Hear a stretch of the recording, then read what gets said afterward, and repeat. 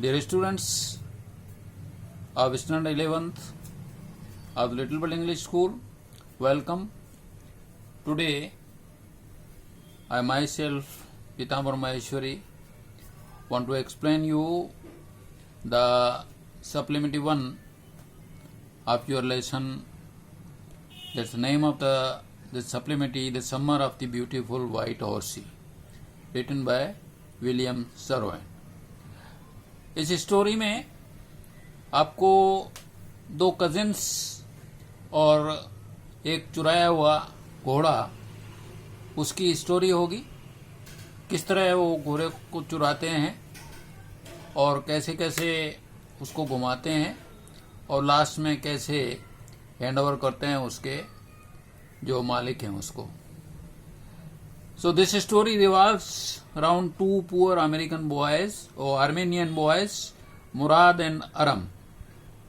दो भाई हैं, कजिन्स हैं, और इनकी पहचान ये है कि उस एरिया के लोग जो हैं मोस्टली ईमानदार और यकीन रखने वाले हैं।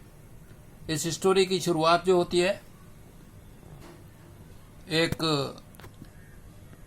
छोटा भाई जो है उसका, जिसका नाम अरम है, वो नरेटर है। उसकी एज 9 साल है और उसका बड़ा भाई जो मुराद है वो बहुत ही नॉन सेंसिबल यानी क्रेजी है, वो 13 साल का है। The narrator remembers will the day when Mourad came to his house at 4 in the morning and woke him up by tapping on the window of his room. Aram jumped out of the bed, and when he looked out of the window, he couldn't believe that he saw his cousin Murad was sitting on a beautiful white horse. Murad asked him to quit if he wanted to ride.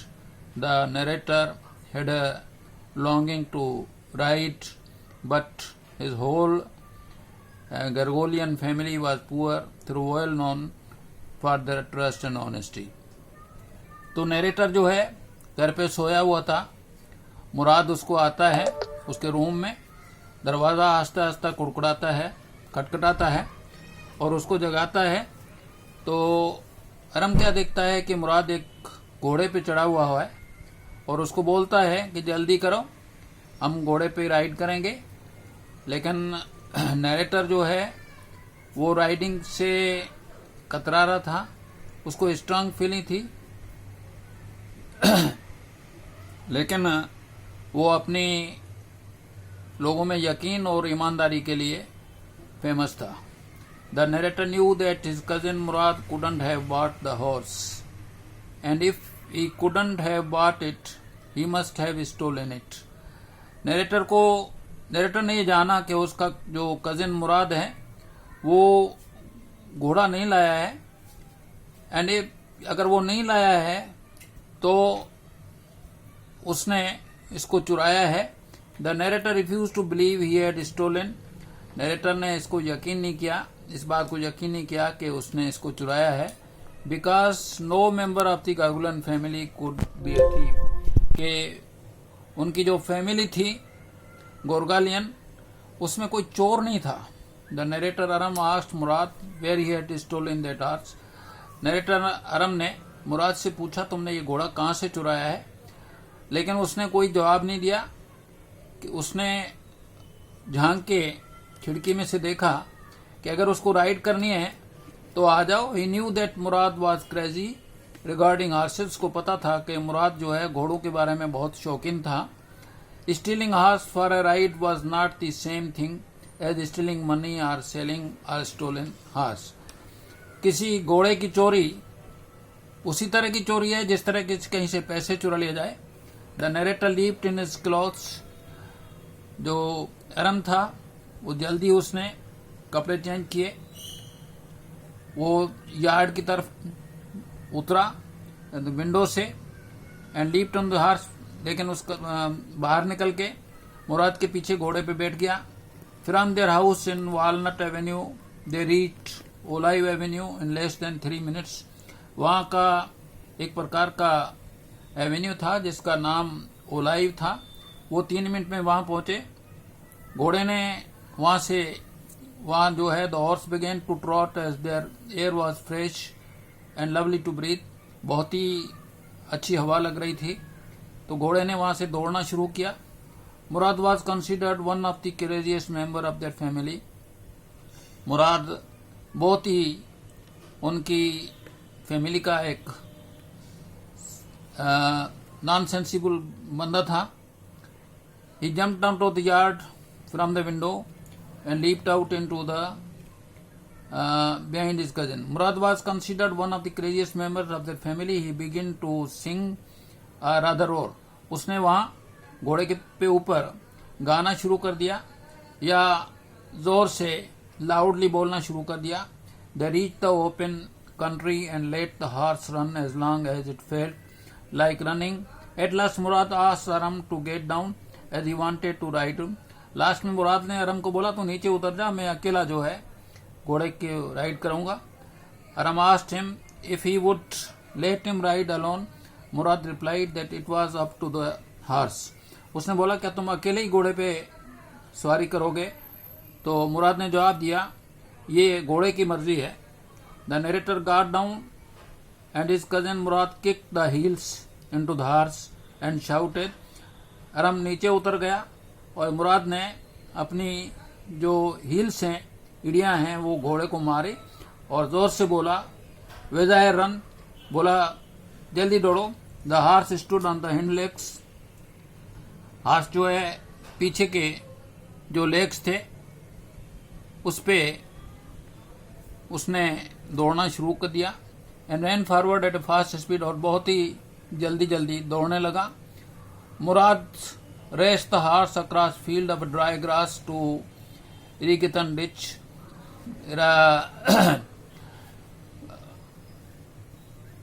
मुराद घोड़े को बहुत race दिया।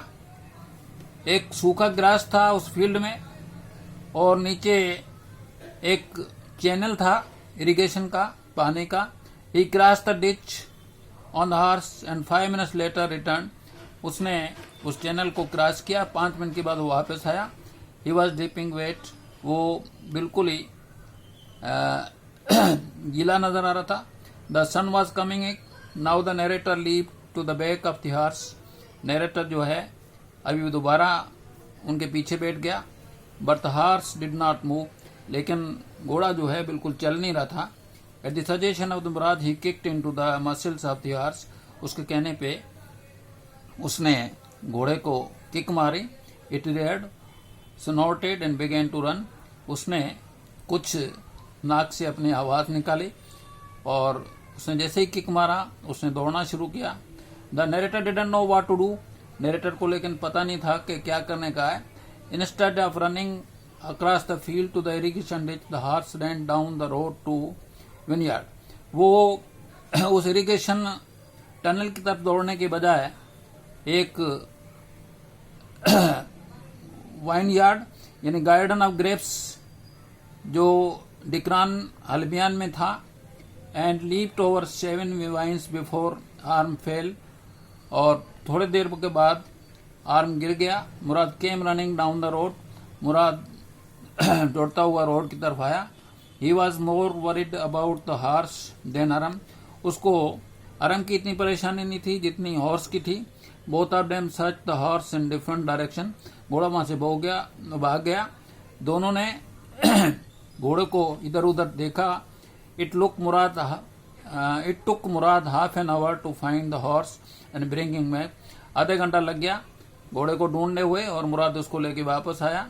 मुराद did the horse in deserted vineyard belonging to farmer फेटवाजियन।